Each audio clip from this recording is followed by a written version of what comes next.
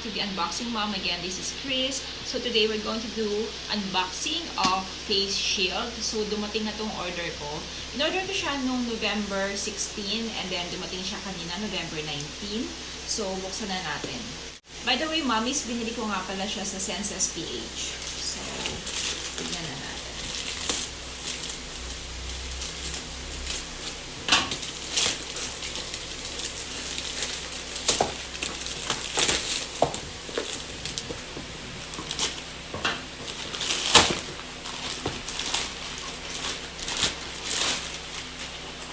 Ito yung box niya.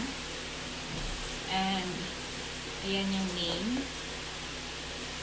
Okay. So let's open.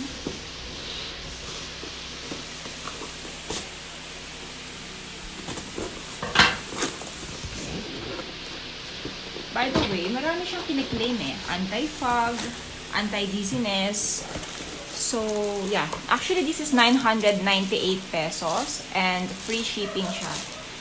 Binili ko siya sa Census PH again. And nakita ko lang yung site nila sa Facebook. So, ito siya. Actually, may nakita kong ganito sa mall. 700 something yung nakita ko before. And then, nung tinry ko siya, nakakaduling. By the way, guys, gusto ko siyang itry. Kaya lang sterilize ko muna to. Kasi hindi ko pa siya nasa-sterilize or sanitize. So, gawin muna natin siya. Anyway guys, ayan yung pang sterilize ko na box. So ilalagay ko muna siya dyan sa loob. And try natin afterwards. I'll be back. Okay guys, so na-sterilize ko na siya. And at the same time, nasprayan ko na rin siya ng alcohol. So we're going to try this one out. And by the way, kita nyo yan, meron siyang ganito sa taas. Para siguro hindi papasok yung hangin dun sa taas. So ayan siya. Ita-try ko rin siya with and without my eyeglasses. So, yeah, let's try this out. Okay guys, ito yung itsura niya kapag suot-suot na siya. And so far, totoo nga yung sinasabi nila. It's very comfortable actually. Wala akong dizziness and walang fog na nabubuo dito sa Faceshield. Kasi yung iba, di ba, kapag nagsasalita ka. Or sometimes kapag nag-debrief tayo, di ba, nagkakaroon ng fog. So, ito, wala. So, wala siyang form na any fog.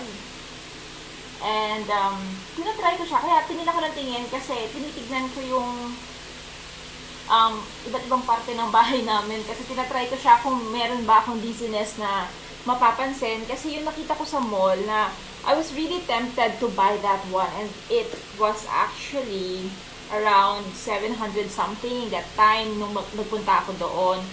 And, nung suot-suot ko siya, after quite some time, nakaramdam ako ng parang dizziness, parang may grado yung Faceshield. So, parehas siya nito, parehas ng style and everything. Pero ito yung sa Senses, yung parang astronaut type ng Faceshield. Anyway, wala nga siyang dizziness na nangyayari, wala akong dizziness, and I think it's very comfortable to use. So, I'm going to try wearing my glasses. Okay guys, suot natin yung glasses ko. Ayan. And lagay ulit natin siya. Okay. So yung fitting niya, I think perfect lang siya. Hindi siya parang awkward sa pakiramdam. And yeah, so far wala nang dizziness ako nakikita. Hindi dumodoble yung paningin ko. So, yeah, okay talaga siya. And I think, masasuggest ko to sa inyo guys. Mare-recommend ko siya sa inyo. Guys, ito nga pala yung tinatawag nila na astronaut or fishbowl style. Meron din kasing tinatawag na apple style and alien style ng Faceshield. Yun lang masasabi ko guys, I really recommend this product kasi maganda talaga siya. Alam mo yun, very clear talaga siyang isuot and very comfortable at the same time. So yun lang, thank you for watching and I'll see you again on my next unboxing. Bye everyone!